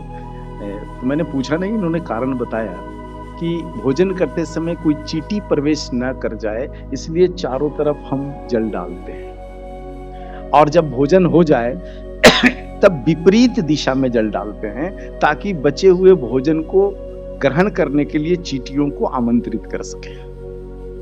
यह भी एक दृष्टि है। लेकिन आभा मंडल के दृष्टिकोण से यदि आप देखोगे तो सबसे सरल और सबसे बलशाली, सबसे ज्यादा नियोजित यदि किसी महाभूत का आभा मंडल है तो जल का आभा मंडल है। इसलिए भोजन के चारों तरफ जब हम जल की परिक्रमा कर देते हैं तब उस भोजन का विकृत आभा मंडल जल के साथ मिल करके और संतुलित हो जाता है। और ऐसा भोजन यदि हमने ग्रहण किया तो हमारा आभा मंडल कभी विकृत नहीं हो सकता। तो अब इसमें अब उतना समय कितना समय बताना चाहते, तो अभी कुछ तो समय है 10 मिनट। अब मैं इसके प्रायोगिक चीजों पर आता हूं कि आभा मंडल कैसे खराब होता है। इसमें मात्र आहार की भूमिका नहीं है, आहार के अलावा भी है, क्योंकि आभा मंडल का निर्माण भौतिक तत्वों से होता है, ऊर्जा तरंगों से होता है और संवेदनाओं से होता है। तो तीनों को सुधारना पड़ेगा क्योंकि तीनों से ये आभा मंडल बनता है और आभा मंडल की विकृतियां भी इन तीनों से आती है। तो इन तीनों विषयों पर बात करना पड़ेगा हमें कि कैसे हम अपने आभा मंडल को मजबूत बनाएं, स्ट्रांग बनाएं, कि हमारे आभा मंडल में बैठा हुआ व्यक्ति हमें प्रभावित न कर दे। यदि आप सभी गविसिद्ध हो और प्रतिदिन पता नहीं कितने तरह के पापों से भरे हुए व्यक्ति को समीप बिठाते हो। पाप मतलब क्या? बीमारियां। बीमारियों का दूसरा नाम ही पाप है, पाप कोई दूसरा नहीं है। तो कितने पापियों को आप पास बिठाते हो। यदि आपका आभा मंडल कमजोर रहा तो उस पापी का पाप आपके शरीर में प्रवेश कर जाएगा और आप बीमार हो जाओगे। इसलिए सभी गविसिद्धों से मैं कहता हूं कि आप अपने शरीर के आभा मंडल पर ध्यान दो। यदि आपका आभा मंडल सुदृढ़ रहा, बलशाली रहा, तो मात्र आपके आभा मंडल में बैठने से उस व्यक्ति के बीमारियों का बहुत सारा अंश क्षय हो जाने वाला है।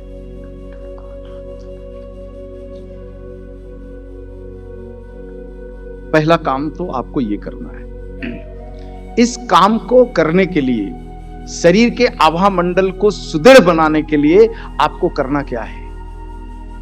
तो आपको महर्षि वाग्भट जी के दिए हुए दिनचर्या के कम से कम उन 12 नियमों का पालन करना है जो आपके पाठ्यक्रम में दिया हुआ है।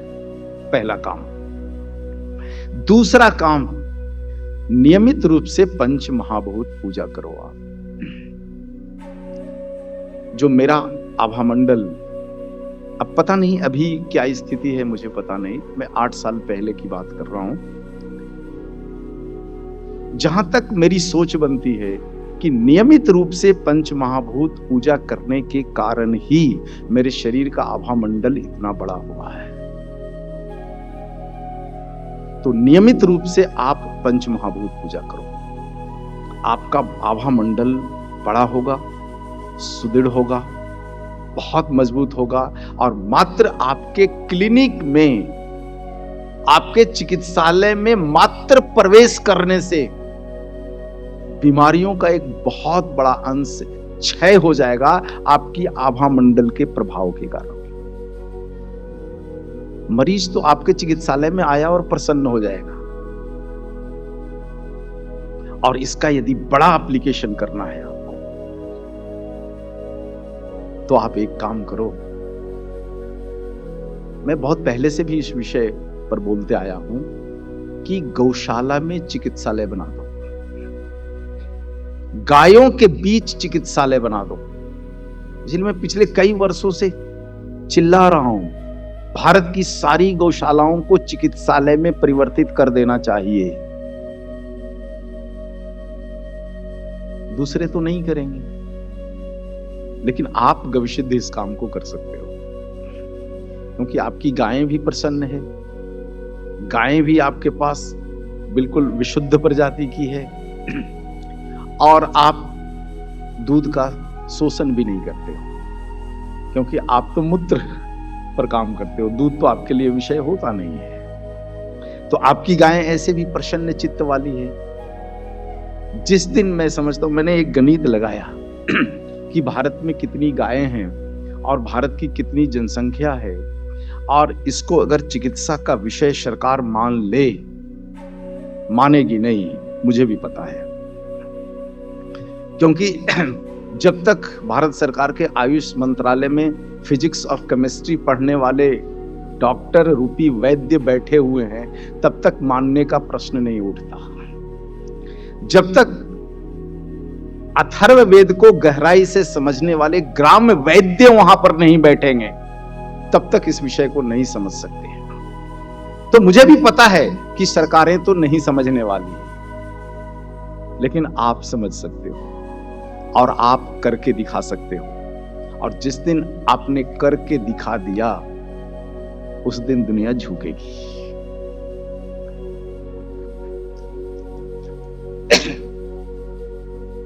देखो, मैं तो गुरु हूं, आपको आदेश भी कर सकता हूं, लेकिन आदेश नहीं। मैं अनुरोध करता हूं आपसे कि इस देश में गाय का सम्मान बढ़े, इसके लिए यह काम कर दो।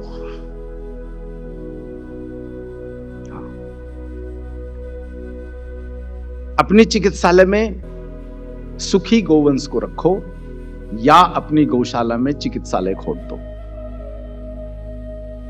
बीमारियों को क्षय करने में जो श्रम आपका लगता है, ये गाय बहुत कम कर देगी। और यदि आपका आभा मंडल सुदृढ़ रहा तो गाय का आभा मंडल और आपका आभा मंडल लगभग 50% बीमारियों को बिना औषधि के खत्म करने में सक्षम है। अब रह गया मात्र 50% की बात, तो उसके लिए पंचगव्य है आपके पास, वनस्पतियां हैं आपके पास। तो अपने आभा मंडल को तेज कीजिए। दिनचर्या का नियम पालन कर, पंच महाभूत पूजा कर, प्रतिदिन गाय के संपर्क में आकर अपना निवास गाय के आभा मंडल में रखो। जहां गौवंश है वहीं पर अपना निवास रखो। जितना अधिक समय हो सकता है गाय के आभा मंडल में गुजारो, तो इससे आपका आभा मंडल सुदृढ़ हो जाएगा। अब यहां पर एक और विषय को लेकर चलते हैं कि ये आभा मंडल कमजोर होता है या विकृत होता है, उसमें आहार की भूमिका है। इसके अलावा भी कोई विषय है क्या? बिल्कुल है विषय है। केवल आहार पर निर्भर नहीं करता। आभा मंडल को विकृत और कमजोर करने का जो विशेषता मनुष्य के पास है, उसमें सबसे बड़ी भूमिका है क्रोध। क्रोध, जैसे ही आप क्रोध करते हो, आभा मंडल की ऊर्जा तरंगें विपरीत दिशा में घूमने लग जाती है। अभी तक क्लॉकवाइज घूम रहा था और हमने क्रोध किया, ये ऊर्जा तरंगें रास्ता बदल देती है। तो क्रोध दूर रहिए, मेरी तरह क्रोध करो। मैं भी बहुत क्रोध करता हूं आपके ऊपर, लेकिन आप देखोगे दूसरे क्षण सब खत्म कर देता हूं। डांटता टपटता हूं बहुत, क्योंकि मुझे कोई आपसे लेना देना नहीं है। मात्र मेरा लेना देना एक ही विषय से है कि आपको जो रास्ता मैंने देखा है उस रास्ते पे दौड़ाना है। इसलिए क्षणिक क्रोध करो और सरल हो जाओ। क्रोध तो करना पड़ेगा, मनुष्य हैं, क्रोध को शून्य तो नहीं कर सकते, लेकिन सरल कर सकते। तो क्रोध सबसे बड़ा कारण है। और जितने तरह की चीजें हमारे महर्षियों ने जो कही है, झूठ बोलना, चुगली करना, ये सभी चीजें हमारे आभा मंडल को विकृत कर देता है। इसलिए देखोगे आप, जो व्यक्ति संत प्रवृत्ति का है कभी क्रोध नहीं करता। बाजार में जा रहे हैं, कोई अपमान कर देता है संत का, वो हंसते हुए निकल जाता है। वो जानता है कि यदि मैं क्रोध करूंगा इसके अपमान के बदला में, तो इसमें उसका नहीं मेरा नुकसान है। इसलिए जो संत होते हैं, आप कितना भी अपमान कर दो, कभी क्रोध नहीं करते। तो क्रोध को त्याग दो,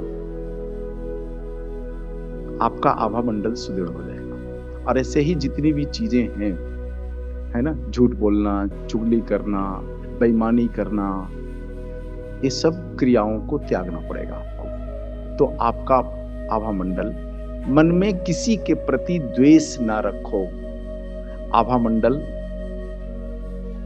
विस्तार ले लेगा। इतनी चीजें शायद आपको ध्यान में ना रहे, इसके लिए इस बार हमने ये लेख भी लिख लिया है। आज ये पुस्तक वितरित करवाने की कोशिश करूंगा। आभा मंडल, पंच महाभूत एवं त्रि ऊर्जा का संतुलन। जो त्रि ऊर्जाएं हैं हमारे शरीर में, शिव ऊर्जा, ब्रह्मा ऊर्जा और विष्णु ऊर्जा, इन तीनों का संतुलन आभा मंडल से होता है। और इस विषय को इतनी गहराई से भारत ने समझा था कि सारे देवी देवताओं के का जो चित्र आप देखते हो सभी आभा मंडल से पूर्ण होता है। आपने कभी देखा है किसी देवी का चित्र, रामचंद्र जी का चित्र देखा है? पीछे एक चक्र लगा हुआ होता है, क्या है वो? पेंटर की कल्पना नहीं है, वह उसका आभा मंडल है। तो आभा मंडल कैसे देख सकते हो आप?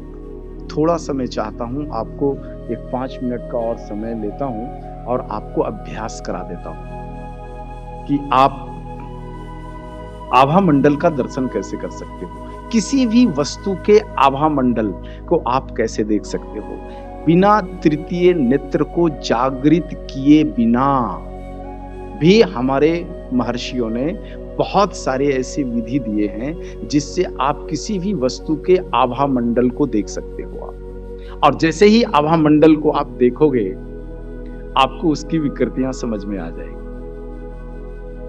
अभी क्या हुआ, 13 तारीख को हमारे गुरु स्वामी जी बोले, गुरु जी बहुत लोग चिकित्सा कराना चाहते हैं। हमने देखो इतना समय नहीं है और इतने लोग हैं, सोचा क्या करूं। फिर मैंने कहा बुला लो आप गुरु स्वामी जी से पूछना। मरीज को सामने खड़ा किया, कोई वार्तालाप नहीं, कुछ बात नहीं, मैंने कुछ भी नहीं पूछा, मात्र उसके आभा मंडल का दर्शन किया और औषधियां लिख करके दे दी। मुझे नहीं लगता कि एक भी प्रिस्क्रिप्शन गलत हुआ है। यदि आभा मंडल पर आपने अभ्यास कर लिया, दुनिया का कोई भी डायग्नोसिस सिस्टम आपके सामने छोटा पड़ जाता है, क्योंकि विज्ञान की मशीनें झूठ रिपोर्ट दे सकती है। आप अपनी बंद आंखों से जो आभा मंडल देखोगे वो कभी झूठ नहीं हो सकता। और प्रत्येक विकृति का एक अपना आभा मंडल है। इस पुस्तक में सारी चीजें लिखी है हमने। इतना लिख दिया है कि इसको पढ़ करके आप अभ्यास कर सकते हो। तो बहुत सारी विधियां हैं। एक विधि है शास्त्रीय विधि जिसको त्राटक विधि कहते हैं। सबसे सरल माना जाता है कि आप एक दीपक को जला दीजिए और दीपक पर ध्यान को केंद्रित कीजिए। ध्यान नहीं, दृष्टि को केंद्रित कीजिए उस दीपक के ऊपर। थोड़ी देर के बाद आप देखोगे कि धीरे धीरे खुद आपकी जो पलकें हैं वो झुक जाएगी। लंबा समय, अभ्यास में लंबा समय लगता है। ऐसा नहीं कि आज देखे और आज आभा मंडल आपको दिख जाएगा। ये लंबा अभ्यास का विषय है। 2 महीना 3 महीना आपको अभ्यास करना पड़ेगा। धीरे धीरे स्वतः आपकी पलकें बंद होने लगेगी और बंद पलकों के सामने दीपक की लौ दिख जाएगी और उस दीपक के लौ के चारों तरफ का आभा मंडल आपको दिखने लगेगा। ये सबसे सरल विधि है जिसको त्राटक विधि कहते हैं। एक और विधि है जिसमें हथेलियों को घर्षण करते हैं। आप चाहो तो आप सभी घर्षण करो, तब तक घर्षण करते रहो, तेज नहीं। हाँ, वो अनुलोम विलोम वाला घर्षण नहीं। हाँ, ये आभा मंडल वाला घर्षण। घिसिए, तब तक घिसते रहिए मध्य गति से जब तक ये उष्ण ना हो जाए। और जब उष्ण हो जाए तो अपने आंखों के सामने ऐसे रखिए, पलकें झुकी हुई, मन में भाव शांत। आप देखोगे आपकी अंगुलियों के चारों तरफ एक अदृश्य शरीर। वो ठोस नहीं है, तरल भी नहीं है, वायु भी नहीं है, मात्र ऊर्जा तरंग है। यह ऊर्जा तरंग यदि किसी को दिख रहा है तो वह आपके हथेलियों की कोशिकाओं के समूह का आभा मंडल है।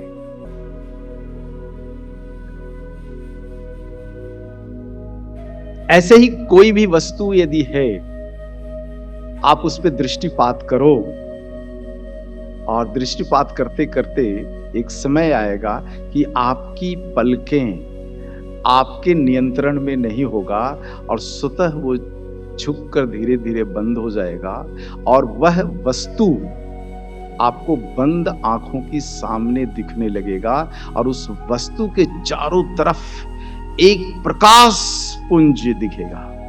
यही उस वस्तु का आभा मंडल है, और यह आभा मंडल बताता है कि उस वस्तु का चरित्र क्या है। उसका संपूर्ण विश्लेषण इसमें आपको दिख जाएगा। और यही अभ्यास यदि आपने मरीजों के ऊपर, मनुष्य के ऊपर, जीव जगत के ऊपर और वनस्पतियों के ऊपर यदि आपने कर लिया, तो मात्र वनस्पतियों के दर्शन से, मात्र वनस्पतियों के देख लेने से आप इस निष्कर्ष पर आ जाओगे कि इस वनस्पति का उपयोग कौन सी बीमारी में की जा सकती है।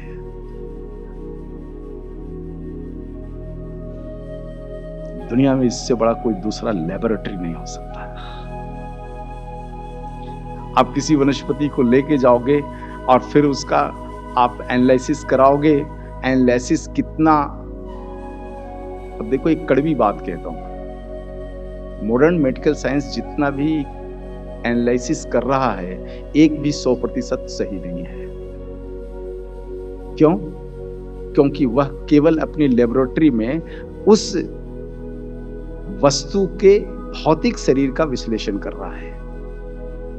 लेकिन भौतिक शरीर कितना है? मात्र 30%। 70% जो शरीर है, ऊर्जा शरीर, इसका विश्लेषण आपने कहां किया? और उस वस्तु का गुण धर्म मात्र भौतिक शरीर से नहीं, भौतिक शरीर, ऊर्जा शरीर और फिर उसकी चेतना, तीनों का सम्मिलित स्वरूप होता है। जबकि लेबोरेटरी केवल एक पार्ट का एनालिसिस कर रहा है और उसका हिस्सा मात्र 30% है। तो कोई वैज्ञानिक कैसे कह सकता है कि मैं लेबोरेटरी के आधार पर तय करता हूं कि इस वनस्पति की क्या उपयोगिता हो सकती है? लेकिन हां, उसके भौतिक चरित्र का विश्लेषण आप कर सकते हो। लेकिन यदि उसके ऊर्जा शरीर का विश्लेषण करना है तो एक ही रास्ता है आपके पास, और उस वस्तु का आभा मंडल का दर्शन करना। किस रंग का, किस प्रकार का और कितनी गति वाला आभा मंडल है, इस पर उस वस्तु का चरित्र निर्धारित होता है। इस पर यदि आपने 0.001% भी अभ्यास कर लिया तो चिकित्सा जगत में खलबली बच सकती है। क्योंकि आपके सामने जो मरीज खड़ा होगा, आपने उसके पांव के नाखून से लेकर के मगज तक दृष्टि डाल दी तो सारे 200 समूह वाले कोशिकाओं की विकृतियों को आप इन नंगी आंखों से देख सकते हो।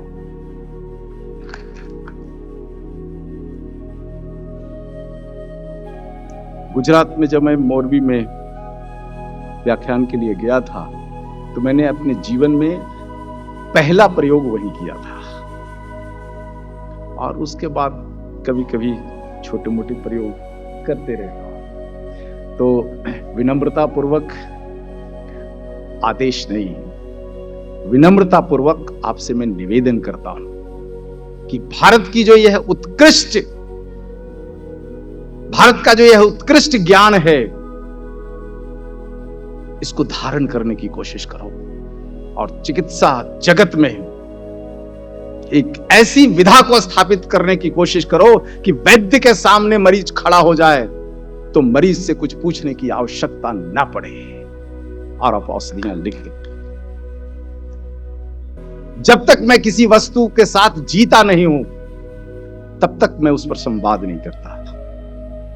मैंने जिया है, किया है और कई लोगों के सामने किया है, और जब मैं आश्वस्त हो गया तब इसको चिकित्सा विधा का एक स्वरूप देकर के आपसे निवेदन करता हूं कि इन चीजों की पुनर्स्थापना में आप अपना योगदान दे दो। गाय का भी सम्मान बढ़ेगा, भारत में सात्विकता भी आएगी, और तब कहीं जाकर के हम निरोगी भारत की परिकल्पना को साकार कर सकते हैं। हमारा जो नारा है, गौ मां से निरोगी भारत, केवल भौतिक औषधियों से नहीं हो सकता। औषधियों के ऊर्जा वाले स्वरूप को समझना पड़ेगा, चेतना वाले स्वरूप को समझना पड़ेगा। तो इसी के साथ आज के इस सत्र को मैं यहीं पर विराम करता हूं। और भी बहुत सारे विषय इसमें हैं। मैंने इस विषय के केवल उन खंडों को लिखा है जहां से आप चिकित्सा जगत में इसको अभ्यास में ला सकते हो। तो इसको अभ्यास में लाओ आप, और यदि प्रकृति की इच्छा हुई तो इस पर और विस्तार से आगे के सम्मेलनों में मैं आपसे बात करूंगा। एक बार फिर से आप सभी गविसिद्धों का बहुत बहुत आभार, बहुत बहुत धन्यवाद। और सबसे बड़ा आभार तो मैं तिरुमल तिरुपति देवस्थानम को देना चाहता हूं, जिन्होंने अपनी पवित्र धारा को इस पवित्र ज्ञान के लिए हमें दिया है।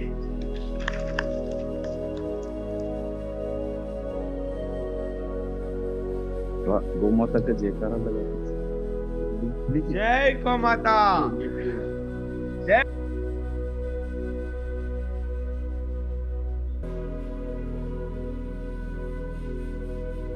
आपद बंधवा गोविंदा।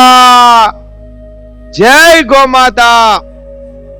भारत माता की, गौ माता की, सनातन हिंदू धर्म की।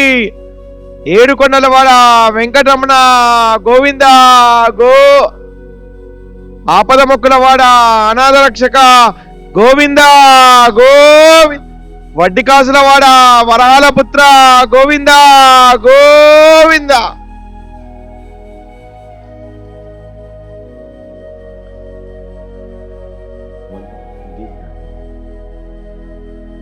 వందే మాతరం